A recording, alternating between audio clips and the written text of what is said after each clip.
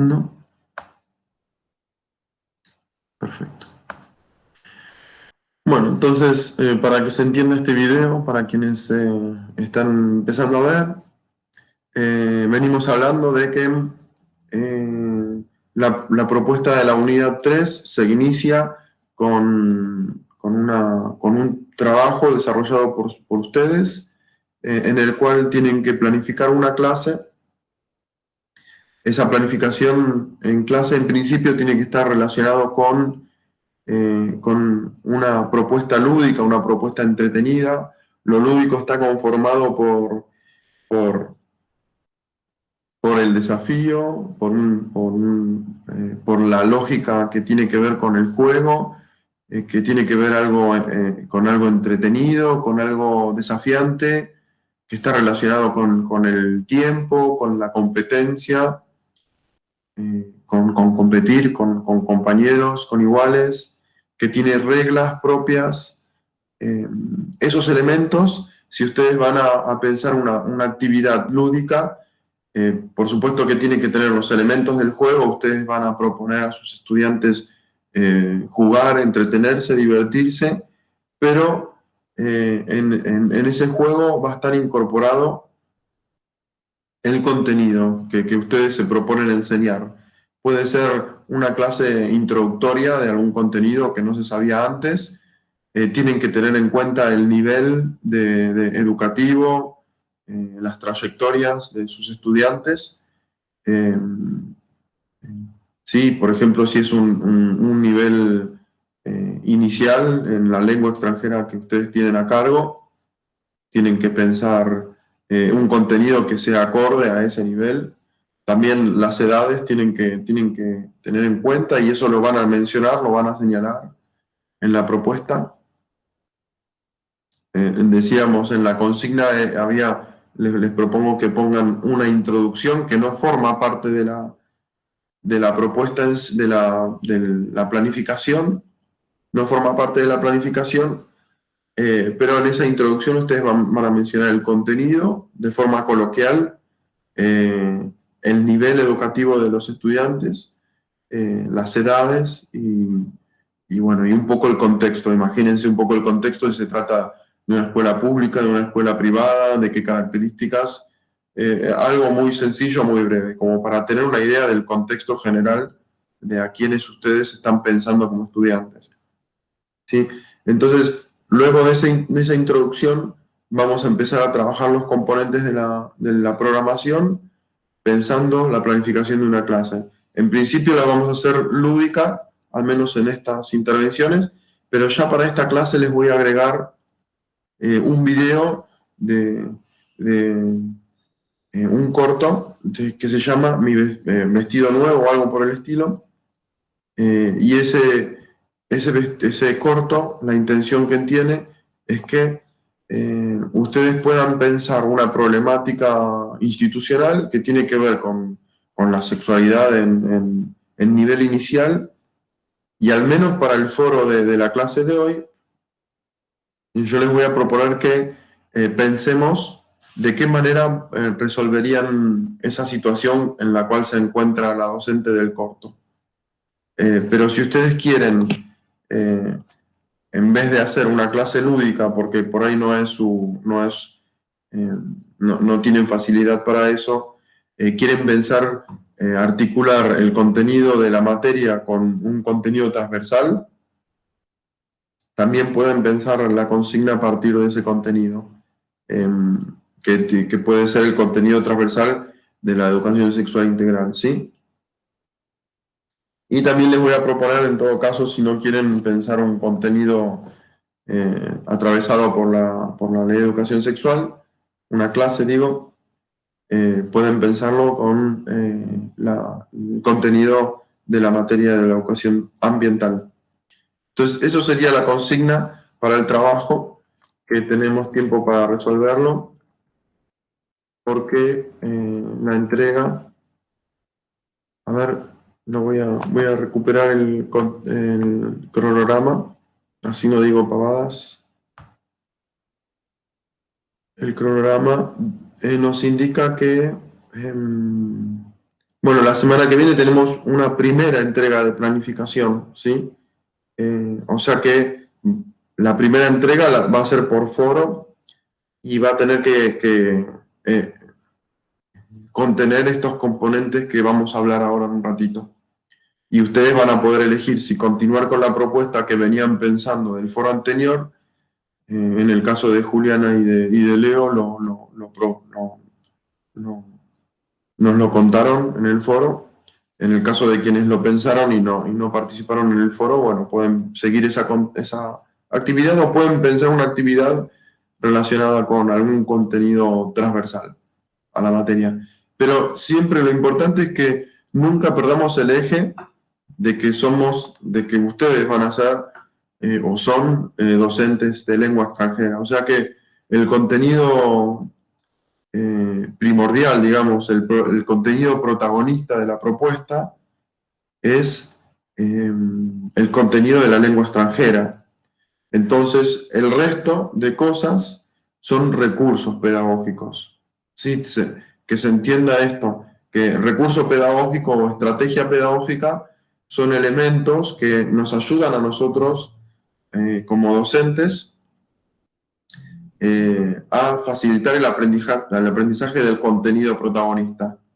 Si ustedes como docentes de lengua extranjera, todo lo que ustedes utilizan, en el caso de Juliana, como contaba recién, en el nivel inicial, utilizaba elementos que son más bien relacionados a lo lúdico y esos son elementos, digamos, subsidiarios o recursos pedagógicos que nos sirven para que los estudiantes de determinada edad aprendan el contenido eh, principal.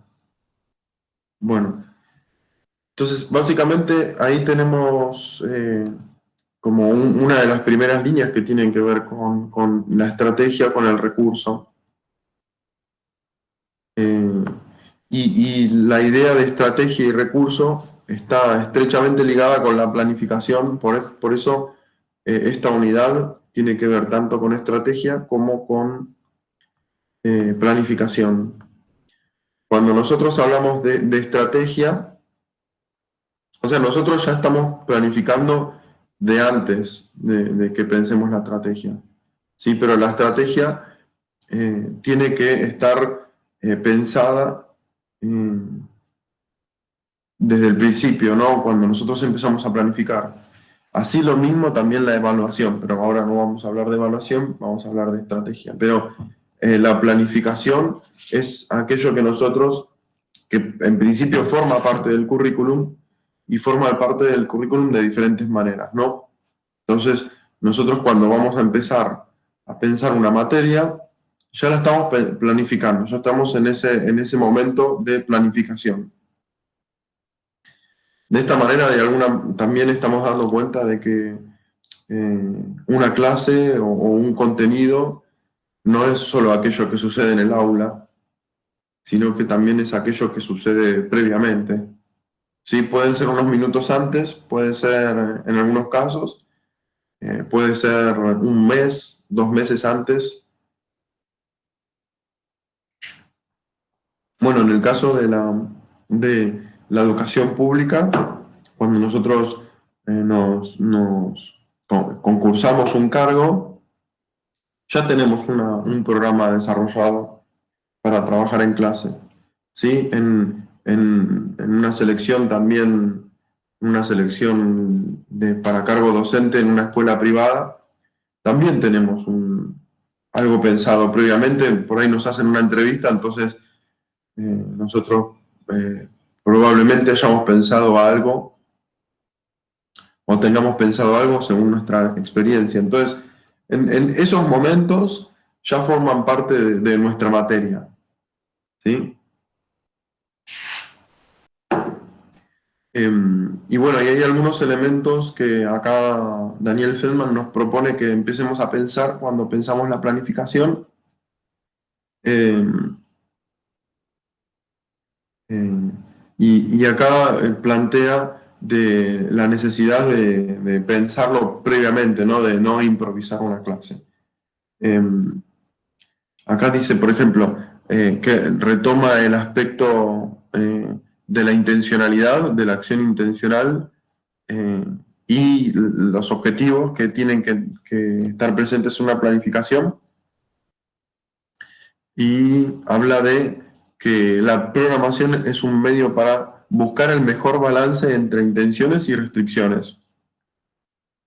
Sí, vendría a ser como un marco. O sea, acá vemos que un programa que está pensado por nosotros cumple con esta característica del currículum, que tiene que ver con que es un marco para desarrollar nuestras actividades. Por ejemplo, a ver, desde la ley de educación, desde el nivel de concreción nacional, en el caso de la ley de educación nacional, y otras leyes, por ejemplo, la ley ESI, hacia abajo, con los diseños curriculares en el medio, la propuesta misma, la propuesta institucional de cada institución, y el mismo programa nuestro, es un marco en el cual nosotros nos podemos mover con mayor o menor soltura. Sí, son todos elementos que van de alguna manera restringiendo nuestra actividad docente. Y el programa que nosotros desarrollamos para nuestras materias también forman parte de ese marco en el cual nosotros nos podemos mover. Nos da la idea de hasta dónde podemos llegar, y cuánto nos podemos mover. Y una de las restricciones principales que podemos ver en cualquier diseño curricular, en cualquier programa, tiene que ver con el tiempo. ¿Sí? No es la única restricción, pero por ahí es la más notable, la más visible, la más fácil de mencionar. O sea, nosotros tenemos tanto tiempo para trabajar. De alguna manera esto nos vuelve a todos un poco ejecutivos, ¿no? Porque nos dice, bueno, tenemos este tiempo para trabajar este contenido, ¿sí? Eh, pero bueno, no es lo único que tenemos. No es el único elemento que ni nos va a restringir tanto, ni tampoco nos va a dar tantas posibilidades. No, están estos dos elementos ahí jugando constantemente. Seguramente quienes tienen experiencia docente les habrá pasado que hay diferentes variables que hacen que no lleguemos con el tiempo, por ejemplo. Entonces, bueno, ese contenido lo tenemos que seguir trabajando la clase siguiente. Si no hay ningún elemento, no hay ningún elemento que sea del todo privativo. Lo que quiero decir es que todas las cuestiones que suceden en el aula tienen posibilidad de ser resueltas. O sea, me parece que eso tenemos que tener en cuenta. Ahora estoy acomodando la compu, disculpen.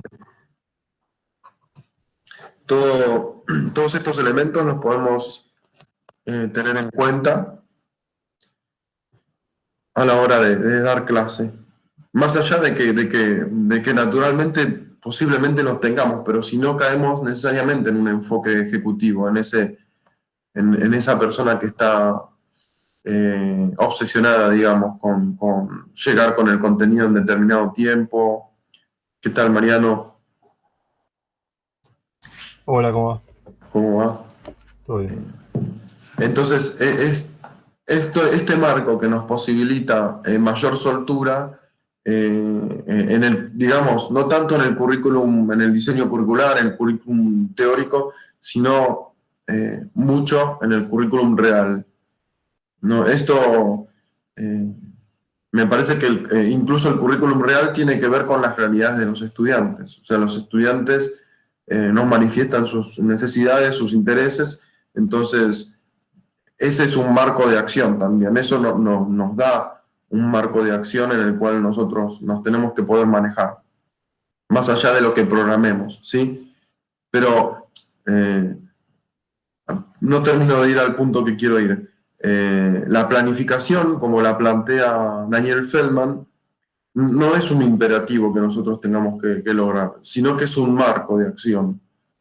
Es lo que nosotros nos proponemos hacer. Como nosotros entendemos a la enseñanza con un tipo de relación entre enseñanza y aprendizaje más bien teórico, una relación teórica, no una relación causal. Entonces, de alguna manera esta realidad, si nos posicionamos desde esta corriente, desde esta perspectiva de la enseñanza, necesariamente tenemos que ser un poco más laxos con respecto al manejo del tiempo y al logro de los objetivos, ¿sí? Aquí hay algunos conceptos que yo acabo de plantear que está bueno que los tengamos en cuenta, que los logremos diferenciar. Porque para la planificación, cuando nosotros hablamos de propósitos, o sea, yo les dije antes, no es necesariamente que seamos tan obsesivos con lo que nos proponemos hacer, con nuestros propósitos. Esto, nosotros cuando armamos una planificación, uno de los componentes que vamos a utilizar es el componente de propósitos. Y cuando nosotros hablamos de propósitos en la planificación, estamos hablando de lo que el docente se propone hacer en la clase.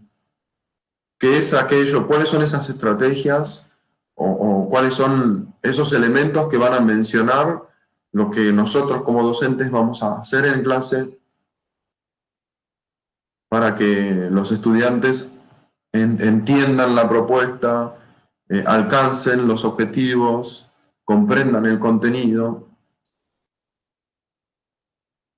O sea, cuando nosotros nos ponemos a planificar y lo hacemos por escrito, qué es lo que propone Daniel Feldman hacer, lo que estamos logrando hacer es explicitarnos también a nosotros mismos de qué se trata la propuesta que queremos llevar adelante. Si no lo hacemos por papel, si no lo plasmamos de esa manera, por ahí queda muy en el aire. O sea, nosotros podemos planificar previamente y incluso con mucha anticipación, pero si no lo hacemos en forma escrita, aunque sea en un esquema, no va a tener los objetivos que nos proponemos con respecto a la propuesta, ¿sí? Inclusive cuando nosotros vayamos a evaluar un año lectivo o una unidad, ¿sí?, ya llevada a cabo, el papel es lo que nos ayuda a recuperar de alguna manera, a hacer ese contraste entre lo que nos habíamos propuesto hacer y lo que finalmente sucedió. Si no lo hacemos por escrito, no lo podemos recuperar tan fácilmente. O sea, las mentes son muy engañosas. Nos engañamos mucho a nosotros mismos. No sé si les pasa por ahí. Estoy dando cuenta de una característica mía, pero creo que es algo general. Nos engañamos mucho, nos decimos, bueno, al final me fue bien, o bueno, están las mentes que se castigan un poco más y dicen, no me salió lo bien que hubiera esperado. Y si tengo el papel, puedo hacer ese contraste con un poquito más de argumento. Digo, bueno, al final no me salió tan mal como me lo propuse. Pero más que nada tiene que ver con identificar esos elementos quizás que nos sirvieron y que los puedo volver a desarrollar porque los tengo presentes como que me sirvieron, los pude utilizar de esa manera. O aquellos elementos que directamente hay que descartar. Bueno, esto que planteé así no lo tengo que volver a hacer. Se me desmadró la clase, no me entendieron, estaban con cara de aburridos, entonces no lo quiero volver a hacer. Entonces pruebo otra cosa. ¿Sí? Estos elementos de la planificación por ahí recuperan un poco esta primera definición que hacía Feldman en la unidad 1, que hablábamos de cuáles son esas características que tenemos que tener en cuenta cuando desarrollamos nuestra actividad docente. Hay mucho de la actividad docente que tiene que ver con las sensaciones, ¿no? Con la emoción, digamos, ¿sí? Pero eh, está bueno también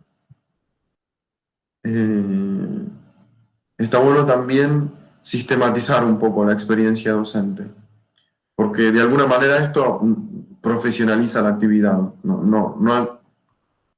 Eh, quiero puntualizar en esto, porque cuando nosotros profesionalizamos un poco la actividad, sistematizamos nuestra experiencia como docentes, eh, tenemos ese elemento argumentativo para poder hacer cambios en la propuesta, eh, quizás un poquito más relacionado con un carácter investigativo de la actividad docente, pero en nuestro proceso interno, digamos, como docentes. Entonces, eh, aquí ya vamos viendo que la planificación no es algo que hacemos para otros, no es un papel que nos exigen y nos hincha un poco a hacer porque nos piden que la hagamos de determinada manera. Bueno, hay instituciones que son más hinchas con respecto a esto y ven la planificación y dicen, no, bueno, pero este componente está mal escrito, no lo tenés que escribir así. eh, o falta tal elemento, no tal contenido. Bueno, muchas veces lo hacemos para mostrárselo a otros porque nos piden, porque forma parte de nuestro trabajo. Pero acá en este caso lo que nosotros vamos a pensar, la utilidad de la planificación con respecto a nuestra propia práctica, ¿sí? A nuestro propio marco de acción. Sí, bueno. Daniel Feldman también habla de los componentes de la programación. Lo que yo estaba empezando a decir antes, y creo que estoy un poquito desordenado con esto, así que tiene que ver con cuando nosotros hablamos de propósitos en la planificación, tiene que ver con esas actividades o esas actitudes que vamos a tener nosotros como docentes. ¿Y para qué? Para lograr que las personas comprendan nuestra propuesta, entiendan la lógica, un poco también que las personas se adecuen a nuestra propuesta, eh, y entiendan lo que nosotros pretendemos de esas personas que están como docentes, como estudiantes. ¿Sí? Eh, y después tenemos los objetivos, que los objetivos se diferencian de los propósitos porque los objetivos es lo que nosotros pretendemos que los estudiantes logren. ¿Sí? Fíjense que la planificación es algo así como, es donde se demuestra, de alguna manera, que la propuesta está pensada por unas personas para otras.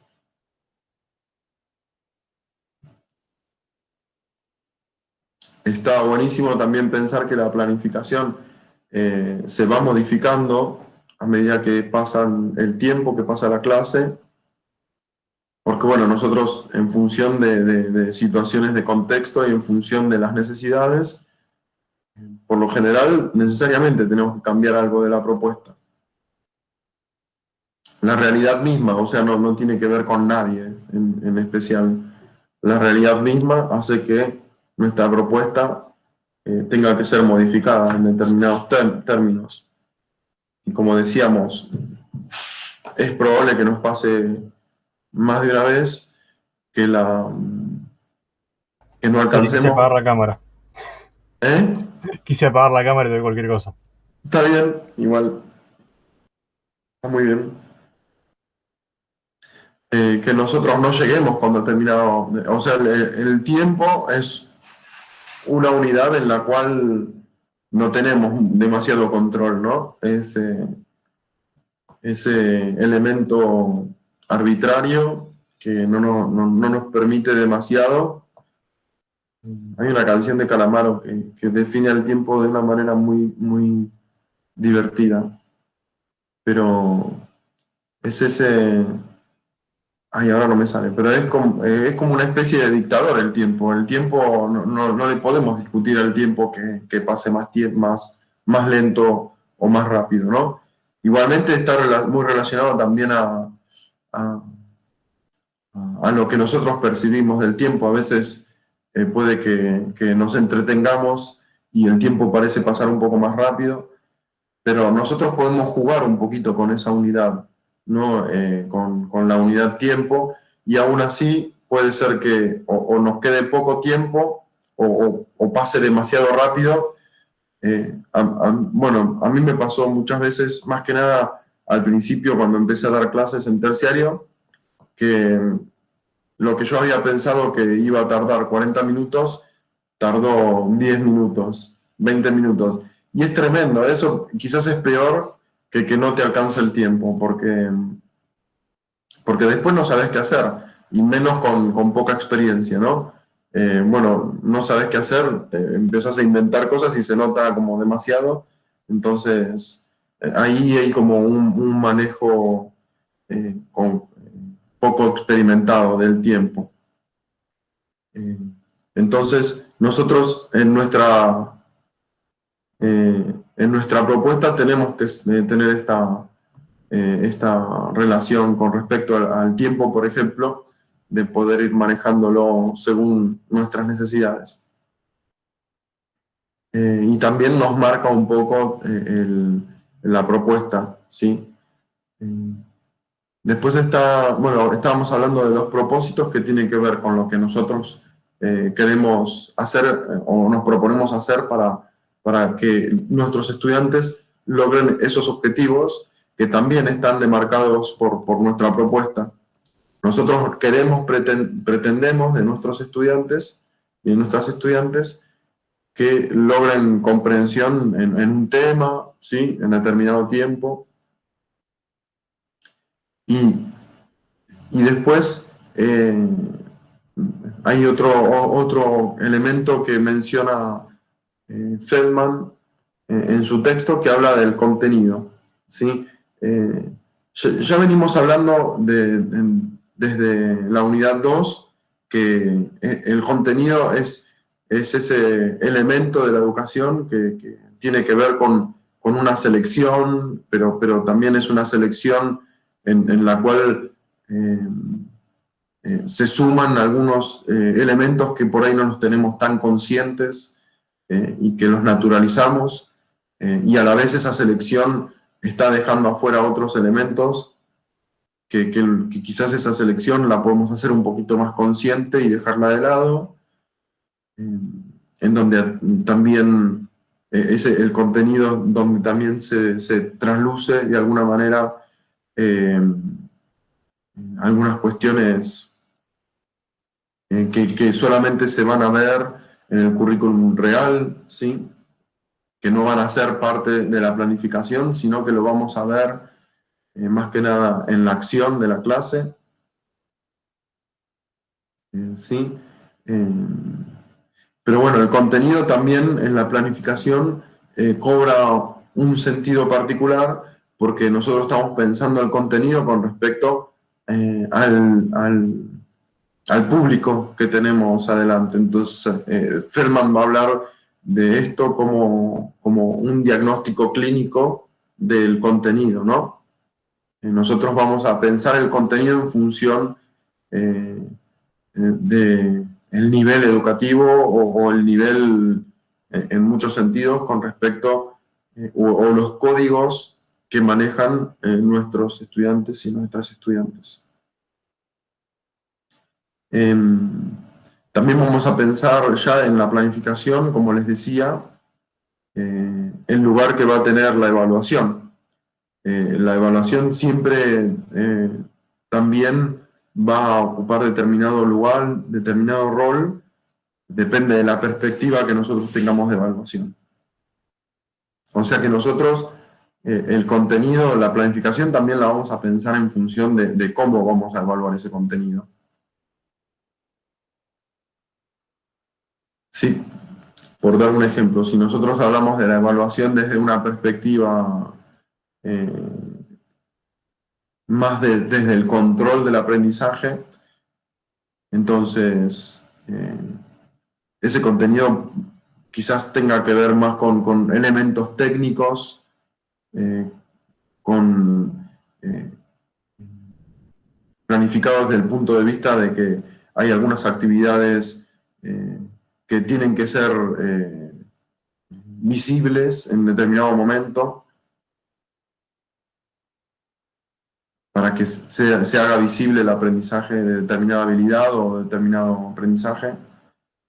Entonces la evaluación va a tener más que ver con que el estudiante o la estudiante pueda hacer la demostración de que tuvo determinados logros, ¿no?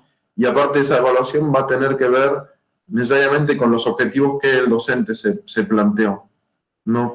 Yo no voy a evaluar objetivos que no me planteé, ¿no?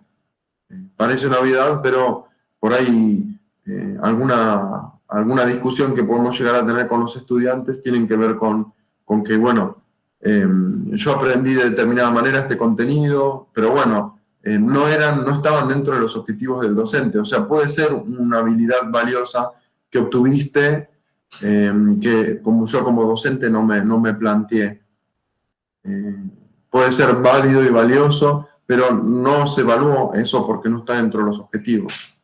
A ver, denme un segundo que le voy a abrir al gato, que si no le abro al gato me va a hinchar hasta el fin de los tiempos. Así que denme un segundo. Ya vuelvo.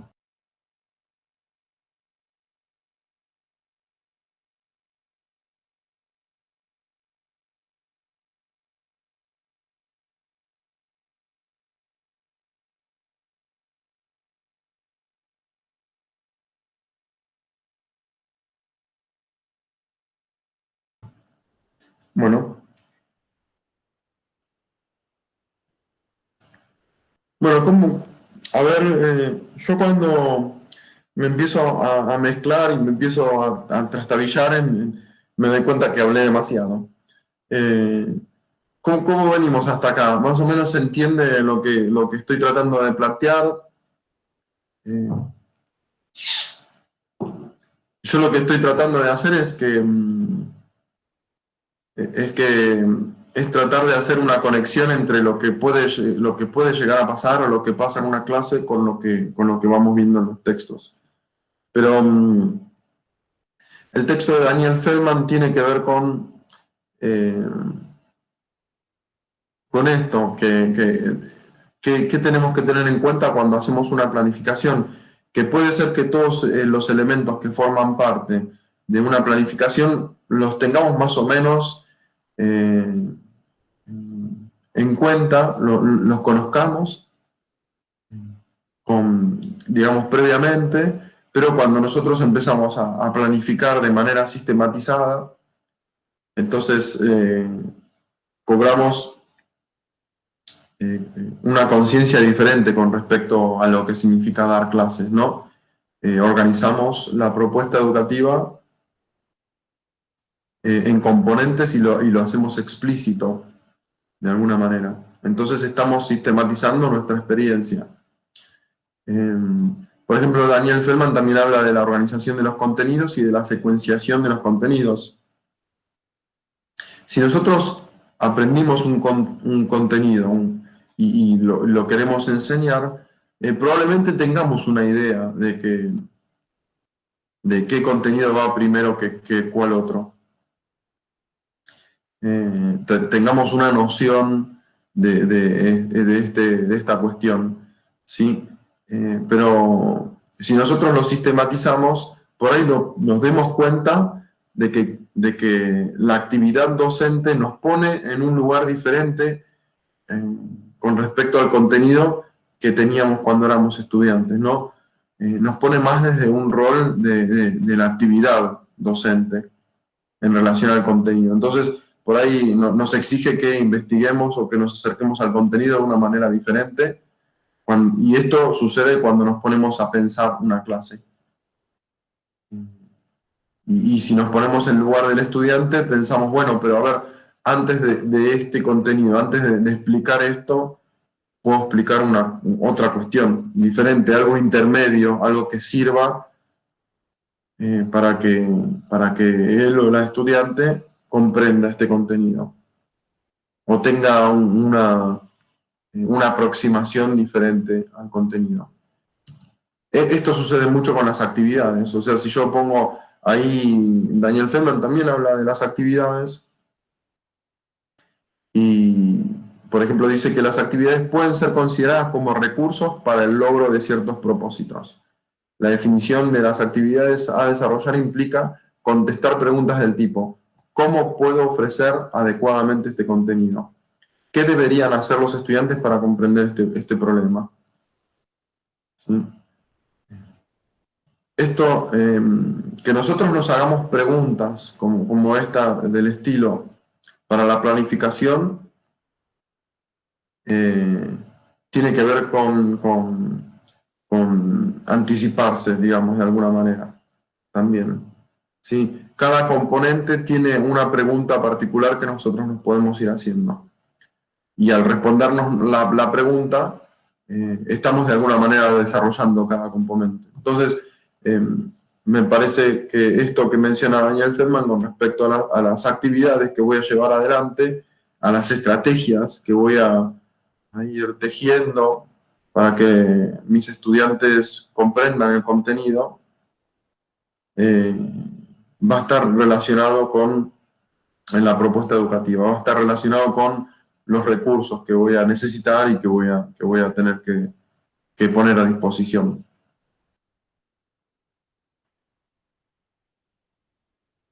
Entonces, un poquito esto es lo que les propongo que tengamos en cuenta con respecto a la planificación del texto de Daniel Feldman. Y Alejandro Spiegel, el texto de Alejandro Spiegel, es un texto complementario, digamos, a lo que plantea Daniel Feldman. No se contrapone en ningún sentido al texto de Daniel Feldman. Lo que pasa es que el texto de Daniel Feldman es, digamos, tiene como un saber un poquito más técnico de la programación, de la planificación. Sin embargo, el texto de Alejandro Spiegel se hace algunas preguntas y aborda algunos temas de manera similar. Por ejemplo, se hace preguntas con respecto a qué significa planificar, pero incorporando este elemento de clases interesantes. O sea, ya tenemos una definición con respecto a que puede haber clases interesantes y divertidas, a diferencia de otras que no son tan interesantes o entretenidas. Y esto es algo relativo, por supuesto, ¿no? Porque hay personas que por ahí les apasiona, o docentes digo, ¿no? Les apasiona su tema y pueden estar horas hablando de ese tema y no darse cuenta que en realidad están siendo un embole. Como me sucede a mí, yo siento que mis clases son un embole cuando hablo mucho, entonces me empiezo a plantear qué estoy haciendo. Pero bueno, la idea que plantea acá Alejandro Spiegel es que tratemos de pensar estrategias que planteen una novedad o planteen una alternativa con respecto al tratamiento de determinado contenido. Y eso es lo que Alejandro Spiegel va a llamar como clase interesante. Y para lograr clases interesantes, lo que hace acá Alejandro Spiegel, y está buenísimo, es poner al docente en un lugar de protagonismo. ¿Sí? No es... en el texto de Daniel Feldman, me parece que como atiende tanto a la definición de los componentes y a la definición de la planificación, como que el rol docente queda un poco desdibujado, ¿no? Pareciera que como es una actividad técnica la de planificar y se puede sistematizar a tal punto que pareciera que no importa si lo hace un docente, lo hace otro. En cambio acá Alejandro Spiegel lo que está planteando es que acá hay un protagonismo por parte del docente, que la creatividad del docente es un elemento imprescindible para la planificación de una clase. ¿Sí?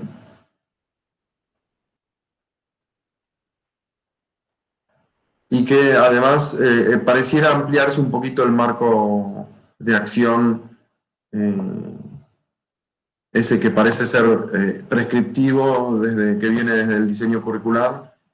Bueno, a partir de, a partir de la propuesta de Alejandro Spiegel, ese marco de acción pareciera amplificarse un montón, ¿no? Cuando nosotros somos creativos y vemos que hay cuestiones que podemos hacer, que no estamos impedidos a hacerlas por el diseño curricular, entonces pareciera que podemos hacer cosas que no nos habíamos, que no están dentro de la propuesta del diseño curricular, digamos, ¿no? Y que no están siendo restringidas tampoco. No lo estamos haciendo porque no queremos o porque no se nos había ocurrido antes. Acá estamos pensando el rol docente desde otro punto de vista, ¿no? Cuando nosotros hablamos de currículum oculto, estamos pensando que podemos cuestionar algunas actividades que tienen que ver con nuestro marco de acción, ¿no? Podemos desnaturalizar algunas actividades, algunas actitudes, incluso algunas actitudes institucionales, ¿no? No solamente de nosotros propias, pero también de nosotros propias. Por ejemplo, vamos a una institución y nosotros, como recién ingresamos a la institución, nos tratamos de adaptar al contexto con el cual nos encontramos. Bueno, en esta institución pareciera que los otros docentes, mis colegas, actúan de determinada manera, entonces yo voy a actuar de una manera similar. Pero nosotros cuando vamos cobrando confianza y vamos conociendo un poco el contexto, nos empezamos a dar cuenta que hay algunas cosas que no se hacen en la escuela y quizás no sepamos bien por qué. Incluso si le preguntamos a un colega o a una colega, probablemente no sepa bien por qué. ¿No? Entonces ahí nos estamos cuestionando un poco ese currículum oculto. Y cuando nos empezamos a cuestionar el currículum oculto institucional y el cual estábamos naturalizando nosotros también como docentes, nos empezamos a poner un poco creativos, ¿no? Si ya entramos en el lugar en el cual estamos cuestionando, y no de una manera maliciosa, digo, ¿no? El currículum, nos podemos poner críticos y decir, ¿por qué no se hace esto de esta manera? ¿Por qué sí se hace esto de esta manera? Entonces, estamos entrando en ese ámbito en el cual nos permitimos empezar a pensar, ¿no? Esto es la planificación, empezar a pensar ese ámbito novedoso, ese ámbito innovador. Disculpame, Sí, ¿es algún ejemplo de esto de que algo que no se haga? Pues me llamó la atención, ¿no? Algo en particular que vos por ahí entras a un colegio a trabajar y te das cuenta de que hay algo en particular que eh, los docentes no hacen. ¿Tenés algún ejemplo de eso? sí, a ver, Lo primero que me hizo acordar fue un profesor que una vez nos sí, contó en la secundaria que enseñaba en un colegio mormón y que nadie se arremangaba, por ejemplo. O sea, me remitió a eso y me imagino que no tiene nada que ver con algo así. a ver, sí tiene que ver, por supuesto. A ver, yo fui parte de mi educación fue en escuela privada. Y teníamos que ir con camisa los días y a mí no me dejaban arremangarme. Sin embargo, en días de calor lo hacíamos y nos retaban, pero lo hacíamos igual porque teníamos calor. Claro. Igual eso es más fácil pensarlo desde el punto de vista de estudiante, pero vos acá planteás, eh, el docente está cuestionándose por qué no nos Sí. arremangamos. Y bueno, te encontrás con una regla quizás es una regla implícita, pero ahí hay un currículum oculto, ¿no? En ningún reglamento, o cuando a este docente lo entrevistaron y le dijeron, bueno, podés empezar a trabajar a partir de tal día, no le dijeron, no te puedes arremangar.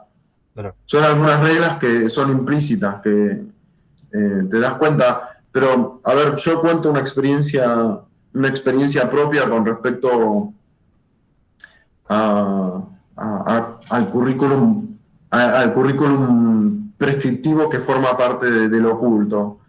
Yo cuando daba clases de ajedrez en la primaria, en escuelas públicas, el recreo era ese espacio en el cual los pibes se sacaban y se iban y corrían y jugaban a cosas que no estaban dirigidas por nadie, o sea, siempre que cumplan determinadas normas de convivencia, ¿no? Pero a mí lo que me pasaba era que el ajedrez, 40 minutos para algunos grupos estudiantiles era muy poquito tiempo. Entonces los pibes se quedaban jugando al ajedrez, pero resulta que no se podían quedar en el aula. O sea, parece que hay un imperativo en el cual no permite que los estudiantes se queden en el aula bajo ninguna circunstancia, porque en cierta medida esto implica que el docente se tenga que quedar en el aula y no pueda tener su recreo. Claro. Que bueno, es válido y es comprensible, pero, a ver, lo que pasa en unas escuelas es que se cierra con llave el aula, entonces no puede quedar nadie adentro, entonces tenemos que salir todos, entonces se dan cuenta que se empieza a generar una maraña de reglamentos que forman parte del currículum oculto. Entonces, lo que yo hice como docente fue sacar los tableros del aula y ponerlos en el piso, en el recreo, para quienes quieran seguir jugando al ajedrez. Entonces, lo que sucedía, y no me pasó en una sola escuela, o sea, fue algo casi espontáneo, no fue que dije, bueno, lo voy a hacer de tal manera. O sea, está esta necesidad por parte del estudiante, está esta imposición institucional, entonces, ¿qué hago? Sacamos los tableros al patio y jugamos en el piso. Y me pasó en un montón de escuelas, que los tableros estaban disponibles durante el recreo, y sí, lo que en cierta medida me requería a mí era estar ahí presente para ver que cuidaran el material, que no se pongan a hacer cualquiera, porque era, si nos ponemos al lado del tablero es para jugar al ajedrez, no es para hacer otra cosa. Entonces, a ver, acá como que se desdibujó un poco el límite entre el recreo, el ocio, y lo que es el trabajo en el aula. Y de alguna manera esto generó una incomodidad institucional. En algunas escuelas lo veían como, mirá qué copado, este pibe lo que está haciendo, está jugando con los pibes hasta en el recreo. O sea, mirá qué bueno, porque hizo que algunos pibes que se la pasan corriendo y hay que retarlos todo el tiempo, están sentados enfrente de un tablero. Y en otros casos decían, ¿cómo va a hacer esto? Va a poner los tableros en el piso y los va a romper y los pibes no pueden estar tirados en el piso con el frío que hace. Bueno, entonces genera todo como algo que es innovador, puede generar una incomodidad institucional. Entonces, quizás este es el ejemplo que se me ocurre para contarte. O sea, Claro. desdibujar un poco el límite de lo que va entre el recreo y el aula. Se me ocurre, por ejemplo, estamos en una actividad, no sé, en lengua extranjera, y ustedes le dicen, bueno, a los que quieran ahora en el recreo pueden ir a buscar hojitas, y cuando volvemos del recreo podemos clasificar esas hojitas y ponerles nombres o cosas, elementos que estén en un patio de recreo que puedan encontrar. Entonces, cuando vuelven del recreo ya tenemos como una actividad extra que podemos trabajar a partir de algo que sucedió en el recreo, que probablemente no tenga que ver con la clase necesariamente, ¿no? Uh-huh. Se me ocurren ese tipo de actividades, ¿no? Que se salgan un poquito de la norma y que busquen correr un poquito los límites que hay impuestos dentro del reglamento escolar, ¿no? Está buenísimo, sí. Eso se me ocurre. Igualmente la creatividad está en toda la actividad docente, porque nadie nos dice a nosotros que no podemos llevar y ver un video o escuchar una canción en la clase, ¿no? Y son actividades que son comunes, o sea, escuchar una canción en una clase no es una actividad novedosa, pero depende de cómo nosotros la pensemos, porque por ahí hay docentes que usan una canción que está pensada para la clase de inglés, ¿no? Esas canciones que tienen que ver con los manuales, y por ahí la actividad tiene que ver con completar los espacios en blanco. No, hay formas de utilizar los recursos, formas tradicionales de utilizar los recursos, no como puede ser esta en una clase de lengua extranjera. Claro. Pero hay formas novedosas de usarlas. No puede ser que llevemos una canción en inglés que tiene que ver más con las edades, por ejemplo, para chicos de sexto o séptimo grado, que están en plena ebullición con respecto a identificarse con determinadas identidades. Entonces podemos llevar un representante cultural de la edad que les gusta quizás a la mayoría del grado, y algunos van a decir, no, pero a mí no me gusta ese cantante. Bueno, entonces por la próxima clase podemos traer otro. Entonces se conforma un ambiente diferente que el de la canción que propone el manual, que digo, no está mal la canción del manual, pero nosotros al llevar una canción que tiene que ver con el contexto cultural de los estudiantes, ya estamos planteando algo novedoso. Claro. No, por ahí es una tontería, por ahí decís, yo me arremango en una escuela mormona, me arremango en clase, y eso es todo un tema en una escuela. ¡Uy, se arremangó el profesor! ¿No? Entonces por ahí Es que el ya... tipo lo hacía a propósito. Nos contaba que veía a todos con manga corta y el tipo se arremangaba a propósito para joderlo ya. Claro, y bueno, pero eso, a ver, ahí está buenísimo la anécdota que contás, porque... Este es un ejemplo muy burdo de todo esto que igual está bueno para explayarse sobre las cosas que uno puede hacer para innovar dentro del aula. Esto ya es un ejemplo muy burdo de lo que es el imperativo de determinado colegio. bueno, pero ahí hay un currículum oculto que ha sido desnaturalizado, y eso genera determinados movimientos dentro del aula y dentro de la institución. O sea, los estudiantes, y puede ser una estrategia, o sea, probablemente el docente la pueda aprovechar como una estrategia de acercamiento con los estudiantes. O sea, nada que hagamos nosotros como docentes pasa desapercibido, ¿no? Y nosotros nos conformamos de determinada manera en cada una de nuestras acciones, ¿no? Probablemente este docente ya con una acción como arremangarse en una escuela mormona se esté pareciendo más a un enfoque terapeuta, a un enfoque liberador, ¿no? Para clasificarlo de alguna manera, Claro. y alejándose de un enfoque ejecutivo, porque un enfoque ejecutivo sería impensable que lo haga, digamos, ¿no? Si lo miramos de manera rígida a ese enfoque. Entonces, de alguna manera, con una acción como esa, que parece ingenua, parece que no tiene nada que ver con el contenido, sí, está formando parte del contenido. Cada una de las cosas que nosotros hacemos tiene que ver con una estrategia y tiene que ver con que los estudiantes nos identifiquen con determinado tipo de docente. Claro. ¿Sí? Y sí, por supuesto, arremangarse es una acción innovadora, depende del contexto en el cual nos encontremos. En otra escuela pasa desapercibido porque todos los hacen, entonces no es innovador. Digamos, no sale de la regla, no vamos a llamar la atención de los estudiantes porque nos arremanguemos. Claro.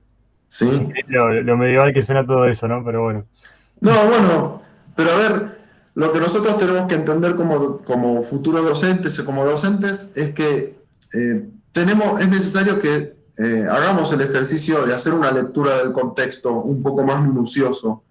Claro. Hay algunas cosas que salen espontáneamente como docentes, eh, y que pueden ser innovadoras, igual como lo que contaba recién con respecto a sacar los tableros de ajedrez al recreo. Puede ser espontáneo y novedoso, y puede generar un cambio con respecto a la relación de los estudiantes con respecto al contenido. Y además depende de cómo nos posicionemos. O sea, a ver, yo también de alguna manera buscaba generar un impacto dentro de los estudiantes, ¿no? O mantener una relación interesante entre los estudiantes y el juego, el ajedrez. Entonces yo dije, a mí me interesa hacer esto, lo quiero llevar adelante. Entonces voy a hacer esto, de sacar los tableros al recreo, ¿no? Es una estrategia. Entonces, nosotros tenemos que pensar, a veces se nos va de las manos, no sé, poner una canción en una clase puede significar que los estudiantes de determinada edad te digan, bueno, ahora queremos canción todos los días. Y bueno, y vos tenés que lidiar con eso, ¿no? Porque ahí ya dejas de ser el docente copado y empezás a ser el docente que no quiere que haya más música o que no haya música todo el tiempo. Sí, Eso se vuelve. pelear los ¿Eh? alumnos por la música. ¿Cómo? Los alumnos se pueden pelear por la canción que estás poniendo, por ahí pones, no sé, una canción de Elegante y a 5 pibes les gusta el heavy metal. Claro. Es una batalla campal ahí, más Sí, con sí. adolescentes, o sea, Se imagínate. puede volver inmanejable. O sea, cuando queremos ser innovadores, se nos puede salir un poco de las manos. Y bueno, hay que saber cómo lidiar con eso también. Y los otros docentes que son más tradicionales y que siempre están dentro del marco sin salirse de esos límites autoimpuestos, te van a decir, ah, se lo merece, idiota, manejalo ahora. Pero bueno, hay que animarse y me parece que tampoco tenemos que llegar a esos momentos, ¿no? Pero me parece que la forma en la cual nosotros evitamos lidiar con algunos elementos es no olvidarnos nunca que, de nuestros propósitos y no olvidarnos nunca de esos objetivos que nosotros nos habíamos planteado para los estudiantes, ¿no? Si nosotros vamos a empezar a poner canciones todas las clases y no utilizamos el tiempo que es necesario para que nuestros estudiantes logren los objetivos, entonces estamos perdiendo de alguna manera el eje. Nos estamos olvidando de que en realidad la canción era un medio, un recurso para lograr los objetivos y no el objetivo, no es escuchar canciones todo el tiempo. Entonces, la canción pierde ese lugar de estrategia, pierde ese lugar de recurso.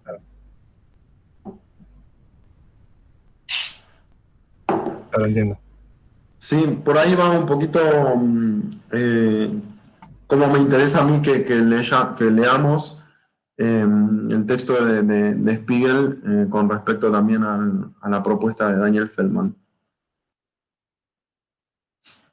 Y después el texto que vamos a incorporar para leer esta clase, que bueno, igual vamos a tener tiempo para leer todos estos textos, es el texto, a ver, no me quiero equivocar, pero es el texto de Egin Kauchak. Ah, no, esperen, perdón, ya sabía que me estaba equivocando. No Egin Kauchak. Egin Kauchak es un texto interesante que lo dejo como alternativo, no lo vamos a tener dentro de la lectura obligatoria. El que sí vamos a leer es el texto de Anijovic y Mora, que es un texto, es una unidad o un capítulo, el capítulo 2 de un libro un poquito más largo, que se llama Estrategias de Enseñanza.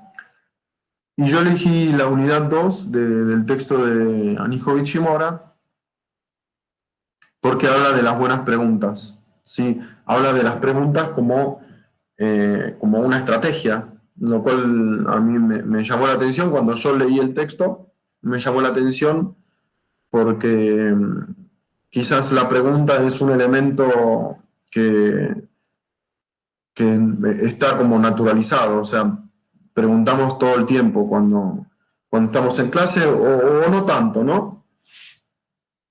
Quizás en las clases más expositivas preguntamos menos, o los docentes que son más expositivos preguntan menos, pero la pregunta eh, se puede, se puede clasificar y se puede sistematizar también, y puede pasar a ser esa estrategia que nos va a ayudar mucho a poder llevar adelante un determinado contenido o, o plantearlo de determinada manera, en determinado momento, ¿sí? Básicamente, lo que dicen estas autoras es que hay diferentes preguntas que las podemos clasificar con respecto al nivel de pensamiento que intentan estimular las preguntas, ¿sí? Entonces, las autoras hablan de preguntas sencillas, de preguntas de comprensión, de preguntas de orden cognitivo superior y de preguntas metacognitivas, ¿sí? Y estas preguntas, bueno, las sencillas no requieren no requieren por parte del estudiante demasiado ejercicio de reflexión. A veces tienen que ver con preguntas del tipo más diagnóstica que nosotros podemos llegar a hacer para que nos demos cuenta a ver si se está comprendiendo el tema que estamos trabajando. Entonces, poder seguir con respecto a eso. Son preguntas que requieren respuestas breves. No requiere que desarrollen demasiado. Después están las preguntas de comprensión, que tienen que ver con estimular más que nada una reflexión con respecto a la información que estamos dando. Por ejemplo, del tipo de comparativas, sí, para que para que el estudiante pueda problematizar un poco determinado concepto, ¿sí? Después están las preguntas de orden cognitivo, que ya tiene que ver con articular diferentes conceptos o poner en contexto determinados contenidos para que acá las autoras van dando algunos ejemplos de qué puede ser una pregunta del tipo de cada cual, pero yo no quiero leerlas textualmente, pero tienen que ver con las preguntas cognitivas, tienen que ver con esta reflexión que tienen que hacer con respecto a articular diferentes categorías que se vienen trabajando. O poner en contexto, poner en problema. Y después las preguntas metacognitivas que tienen que ver con generar o buscan generar conciencia de aprendizaje en los estudiantes. O sea, que los estudiantes se den cuenta de ese proceso de aprendizaje por el cual están atravesando. Bueno, igualmente es una introducción con respecto al texto. Cuando publique el video de hoy, este video, voy a hacer el nexo con el texto para que lo puedan descargar. Igual recuerden que ustedes pueden acceder a la parte de archivos y descargar los textos de ahí. Pero bueno, con respecto al contenido de hoy, esto es básicamente lo que me estaba proponiendo. No sé ustedes cómo lo vivieron, o si les surge alguna pregunta que me quieran hacer. Sí, yo tengo una pregunta. Sí. En realidad, bueno, me estaba pensando en dos cuestiones. Cuando hablaste del texto de Spiegel, yo había hecho algunas anotaciones y había dos cuestiones que por ahí vos recién no mencionaste, que a mí me habían impactado, las quería comentar y después voy a la pregunta. Sí. Por ejemplo, en un momento cuando hablaba de la visión tradicional, hablaba de un concepto que es la discriminación positiva de contenidos. Que lo que significa esto es que lo que se enseña, digamos, en el aula es científico, es una creencia, digamos, del sentido común. Y es científico y seleccionado, y lo que queda fuera del aula es vulgar e irrelevante. Eso en relación a lo que decíamos, que lo que está intentando hacernos entender esta persona es que tenemos que sacar, digamos, de los elementos de la vida cotidiana, de afuera del aula, y usarlos como recursos, digamos, dentro del aula, ¿no? Porque por ahí habla de el ingenio criollo, lo atamos con alambre, o sea, incluir mucho de lo que está disponible en la vida cotidiana dentro del aula. que por lo general la visión tradicional discrimina positiva, lo discrimina, ¿no? Y después, por otro lado, me había quedado con las... acá dice que la composición es la fuente entre dos construcciones, la de la clase que hace el docente y la del aprendizaje que hace el alumno. Y las actitudes del docente compositor son diseñar, construir, incorporar, decodificar y disfrutar. Nada, me había quedado con eso. Y después, no, la pregunta en realidad es una pregunta poco científica y muy del sentido común. Esto de ser compositor o de tratar de armar las clases con muchos recursos didácticos. Al principio, cuando uno tiene sus primeros pasos, que yo todavía no los tuve, pero me imagino que uno que está con toda la energía y quiere implementar recursos didácticos, ¿no? Pero no depende en algún punto de, digamos, de la importancia de la institución en donde uno enseña, la eficacia de eso, y que con el tiempo uno no se vaya desmotivando. O sea, no depende en algún punto de que la directora o la institución tenga todos los recursos, o sea, a mano, te brinde los recursos o el Estado para que uno pueda darle continuidad en el tiempo a eso. Porque me imagino que, como por ejemplo, yo también vengo de la rama del trabajo social. Siempre cuando uno sale, digamos, de la institución con 6 años de estudio, uno aprende la teoría y tiene muy, muy buenas ideas, tiene ideales. Y después, cuando uno va al campo a trabajar, esos ideales te duran poco tiempo, porque la realidad es tan dura que te absorbe y como que después terminás siendo todo medio burocrático. Entonces digo, o pienso, por ahí es algo del sentido común, pero no depende el éxito, digamos, de todo esto de los recursos didácticos en que la institución, digamos, te siga el ritmo con todo esto. Y lo institucional es muy importante, en realidad. O sea, de alguna manera es lo que nos va a marcar lo que nosotros podemos hacer o no podemos hacer.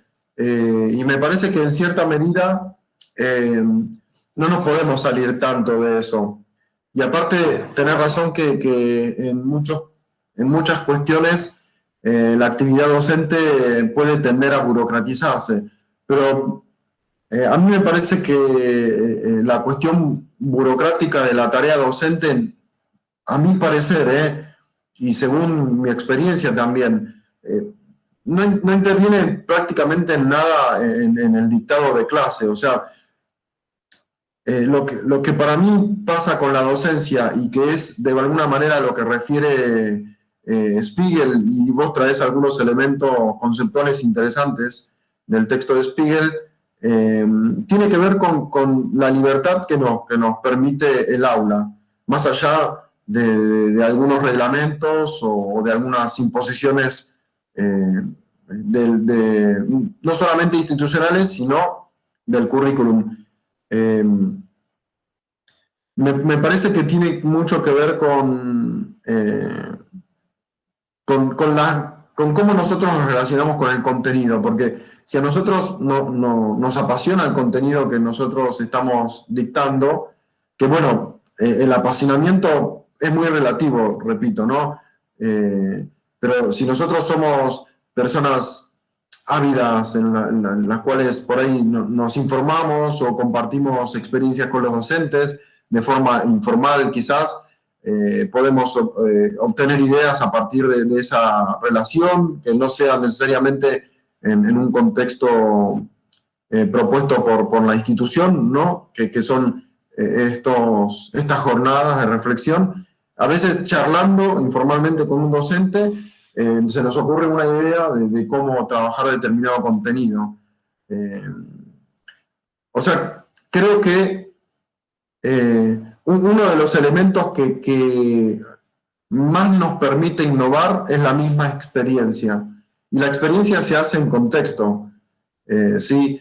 Lo que nos puede llegar a limitar la institución, a la vez es lo que nos motiva a hacer cosas diferentes. No sé si me explico. Esto es una idea que podemos construir nosotros. Es difícil que la encontremos en un texto, pero por ahí a mí lo que me interesa es que también el espacio de la didáctica, de la materia didáctica, lo aprovechemos para ser creativos, ¿no? Y para y para pensar, para no olvidarnos que la actividad docente es básicamente una actividad creativa, ¿no?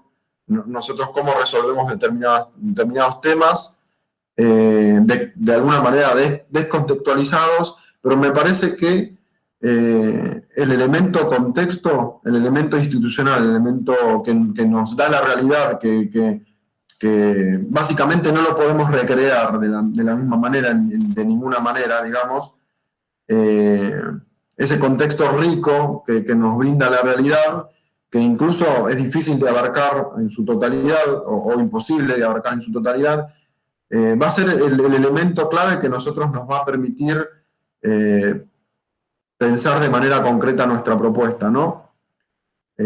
Tanto los límites a los cuales nos tenemos que atener, como ese marco de acción de libertad en el cual nos podemos mover. No sé si me explico, Leo. Entiendo tu pregunta, pero no sé si estoy siendo claro con mi respuesta. Sí, sí, está claro. Nada, uno por ahí acá, a veces teniendo en cuenta el contexto en Capital, Buenos Aires, como que una escuela, digamos, tiene más recursos, y yo por ahí me imaginaba otros lugares, más en paisajes rurales y demás, en donde en realidad no hay tanto recurso, pero bueno, teniendo en cuenta lo que dice Spiegel, en realidad no se necesita una tablet ni una notebook para poder, digamos, llevar adelante un recurso didáctico. O sea, justamente lo que está diciendo es que en la vida cotidiana, cuestión que tradicionalmente quedaran excluidas, se pueden utilizar como recursos didácticos viables. Pero también me imaginé, digamos, lugares como Moreno y demás, en donde, por ejemplo, en la cuarentena hubo muy poca clase, muy poca concurrencia. Hay lugares en donde si el director, digamos, o ciertas personas claves dentro de la institución no se ponen las pilas para lograr recursos ante las distintas instancias, no pasa nada. O sea, me quedé pensando un poco en que en algún punto, está bien, en el aula depende de la creatividad del docente y de sus propias ganas, pero a nivel institucional hay una cuestión clave que depende también del ejercicio de la jefatura de la dirección para obtener mayores recursos de parte del Estado, digamos. Sí, a ver, en una escuela rural, yendo al ejemplo que vos planteás, en una escuela rural quizás el recurso más importante que tienen es la naturaleza, y una escuela urbana, la naturaleza es como el recurso por excelencia, podemos decir, ¿no? Entonces, si en una escuela rural tenemos la posibilidad de salir del aula y de ir a ver bichitos y de ir a dar clase abajo de un árbol, y me parecería excelente por ahí.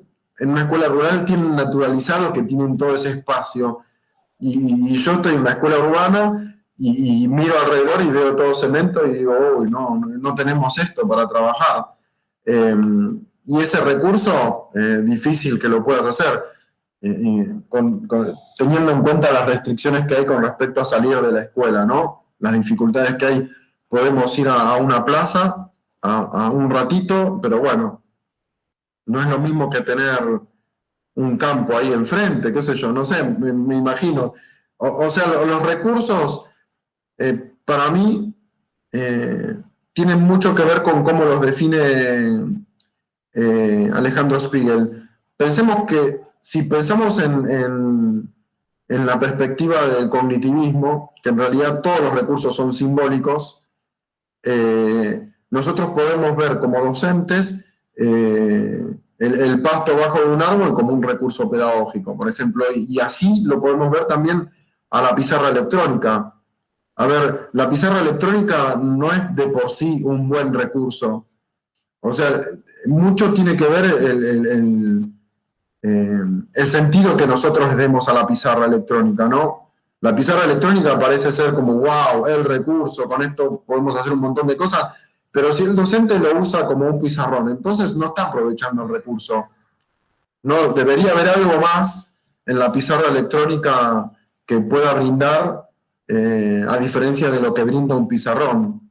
No sé si me explico, ¿no? Un recurso puede estar desaprovechado, podés tener un super recurso, y con respecto a esto me refiero a tener un patio gigante, que puede ser una escuela rural con algún caballo por ahí, o con árboles o con plantas, o me refiero a una pizarra electrónica, me refiero a computadoras con todo, para todos los pibes, que lo podemos usar en cualquier momento, en el momento en que querramos, ¿no? Para mí lo que hay de clave en este aspecto es el concepto de currículum oculto. Si nosotros naturalizamos la existencia de determinados recursos, entonces dejamos de aprovecharlos. Me parece que esta es una clave que podemos tener en cuenta. No sé qué les parece. ¿Les parece, bueno, puede que no les parezca? No. No tienen que decir nada tampoco. Mariano, ¿qué quería decir? No, que pues, estamos todos callados y para sentir oralmente, nada más. ¿Hay alguien allí? Bueno, sí, eso básicamente, está buenísima el planteo que hace Leo, y me parece que en cierta medida tratar de entender la complejidad del texto de Alejandro Spiegel, que es más cortito que el texto de Daniel Feldman, pero me parece que es mucho más jugado en otros aspectos, en el aspecto que tiene que ver con el currículum real. Se la juega mucho más el texto de Alejandro Spiegel, porque está hablando de que puede haber una definición de buena enseñanza, ¿no? Como plantea Festenmacher en el texto de Basabey-Coles, o como plantean Festenmacher y Soltis también en el texto de Enfoques. Estamos hablando, a ver, ¿cuál es un buen docente? Un buen docente es el que logra los objetivos. Para Festenmacher y Soltis, por más que los tres enfoques se diferencien mucho entre sí y que podamos criticar más a alguno que otro, todos son buenos docentes porque logran sus objetivos, ¿sí? Un docente que es más tradicional y que no innova en absolutamente nada, pero logra sus objetivos desde su punto de vista, está siendo un buen docente igual. ¿Ven? Que acá es donde me parece que se ve el espectro tan amplio en el cual se maneja la docencia.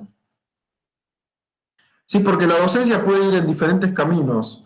Sin embargo, nosotros como docentes solamente vamos a poder ir en un solo camino, que es el que nosotros vamos construyendo, ¿sí? Y eso, según nuestra perspectiva, es lo cual nos va a dar cuenta de si nos sentimos buenos docentes o no, porque estamos logrando nuestros objetivos.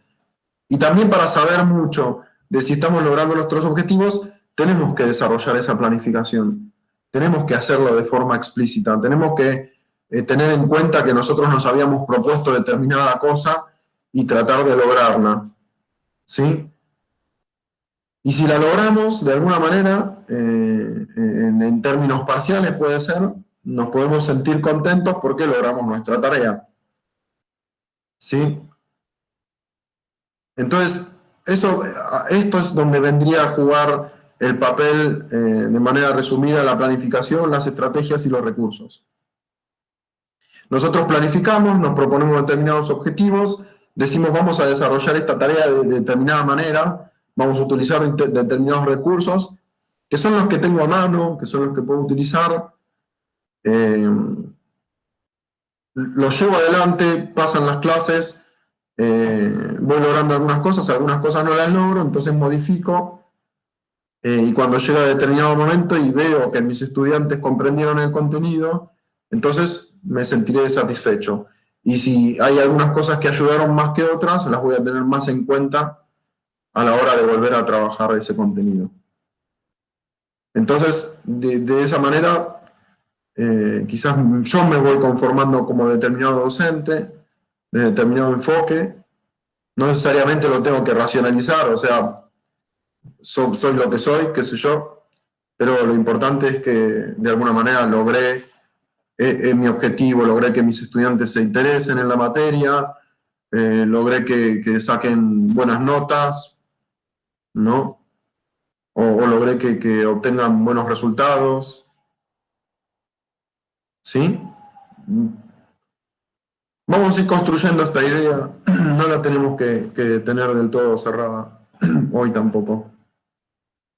Aparte, cuando hagamos la planificación, también nos vamos a poner en práctica un poquito, vamos a encontrarnos un poco con nosotros mismos en ese sentido. ¿Sí?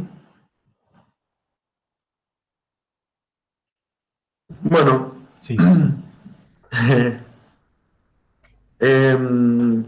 Para esta clase yo voy a publicar esto y el foro, lo que voy a publicar también es el video de este vestido nuevo y les voy a proponer en la actividad que piensen, quizás buscando también conectar un poco con los autores, que piensen cómo resolverían la situación en la cual se encuentra la docente del corto. ¿Lo conocen al corto? ¿Ya lo vieron? ¿No? No. Bueno, buenísimo. Mejor si no lo vieron, así se sorprenden. Bueno, ¿tienen alguna consulta con respecto a esto que venimos hablando hoy? ¿Estamos bien? Bueno, vamos a ir trabajándolo igualmente. ¿Qué les parece si pasamos a aproximación a la práctica docente? Entonces, voy a frenar la grabación unos segunditos y voy a